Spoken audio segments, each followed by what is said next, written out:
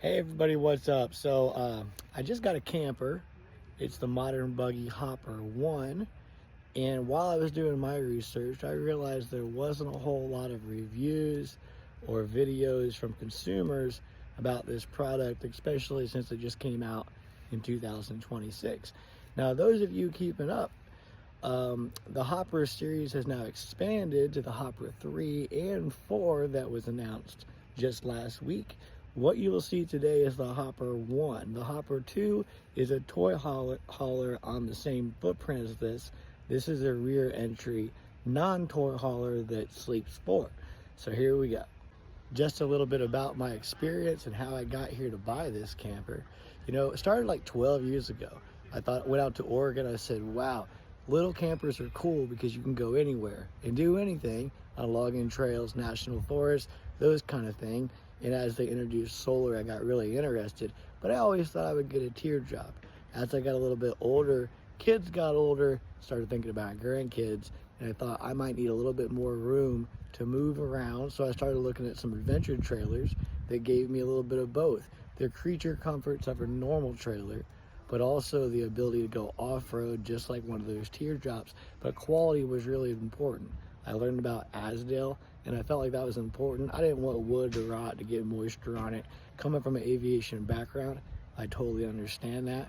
And for me, going with composite and fiberglass was the right move. And so that's how I got it.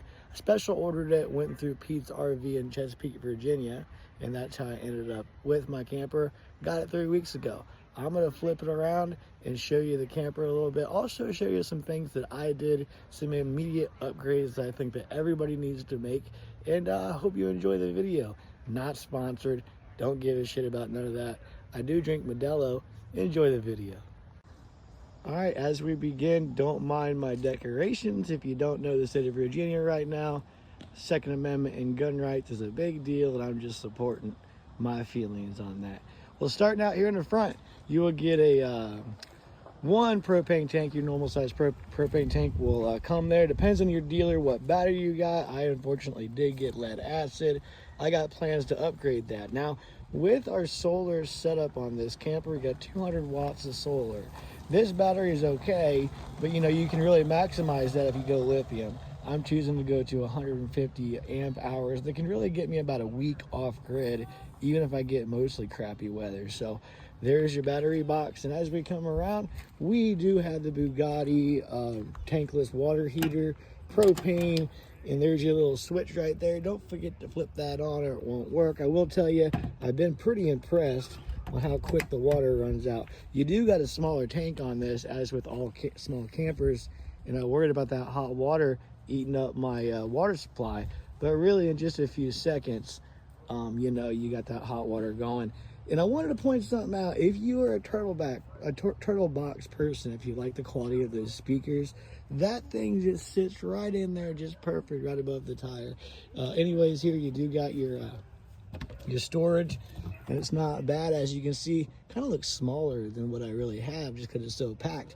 Got my essentials, got my tool bag. Come down here, you will see your stabilizers, and you do have 2 large windows up here. I do have the awning out. The LEDs are nice and bright at nighttime, and you'll be able to enjoy that. As we move around to the back side, I'm gonna show you one of the upgrades that I did that I think is really important. Everybody knows these door locks that come on these campers. There's only like 4 keys for all of them, so everybody can just break into your shit.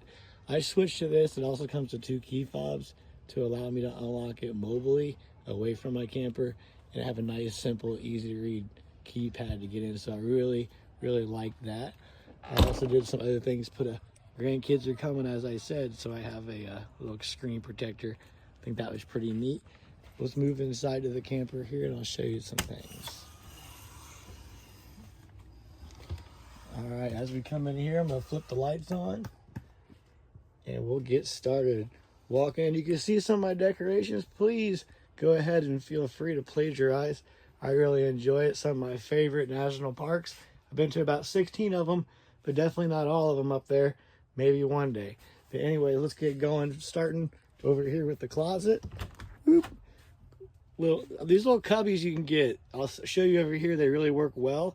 but there's a little closet. I do wish these were removable so you can make them go up and down so you could actually hang a shirt in there. I do think on the newer ones, the 3 and 4, they did update that and make that storage adjustable. So that's cool. I have gotten a 12-volt TV in here, which is really nice.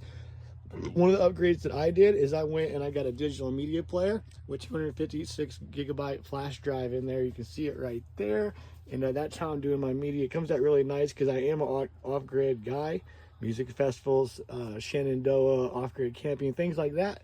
And so I don't want to be tethered to the internet or Wi-Fi or anything like that. You can see the lighting in this camper. You won't find a lot of campers this size with so many windows. And this lighting here right now is including that window being covered up. That's the emergency exit. I'm just going to keep it up, covered up. I may cover it with a cool little tapestry or something at that point. I'll show you here the bed situation in a minute. But let's go over to the kitchen. I do love it.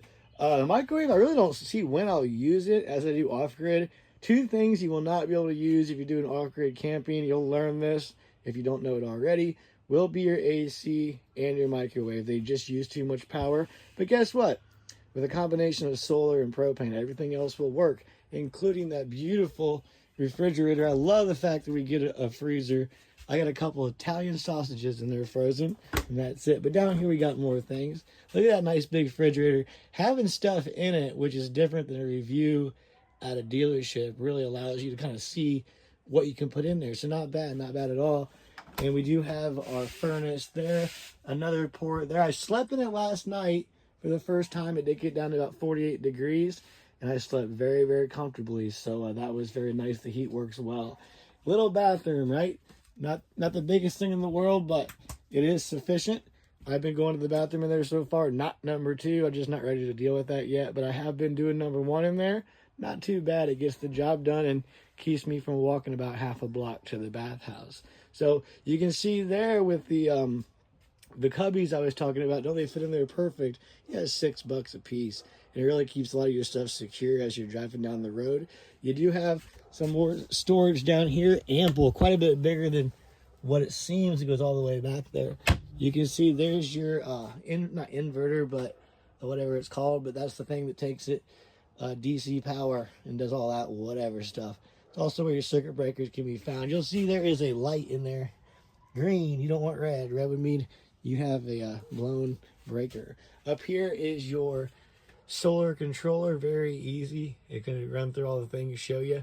I found that it works pretty well. I mean, as long as you're not using major things, it keeps up. All right, now we do have opened it up. I didn't open up the jackknife sofa. Just because it really makes this walkway very narrow. But one thing about it, if you have grandkids or young children, one thing I'll say that I liked about that narrow passageway there, when it's open up, if you have young ones, you can be right next to them, maybe throw a pillow in between, and you're good to go. You don't have to worry about them falling off in the middle of the night. And if you have someone in your group that's maybe less than 5 years old, might be a concern. Not the most comfortable thing on the jackknife sofa there. And for the Navy people out there, very similar to your accommodations on a Navy ship as far as the height. The length there, I am 5'8", and I touch it exactly. My head to my toes, I do touch it. So you may have to curl up a bit, but you do get a little USB and a 120 outlet, which I think is awesome, that little cubby for whoever's up there. So all in all, I've really enjoyed the trailer so far. This is my first time out. I'm running a combination of my own water using my tank, but I'm also on 30 amp power. So it's a little hybrid situation. I've not used AC yet, but I did use heat. And like I said, I slept real good last night. So if you're in the market for the modern Buggy Hopper 1, it's a great one so far. But I will say, don't pay more than $18,000. I see it going all over the place, but I think that's a fair number.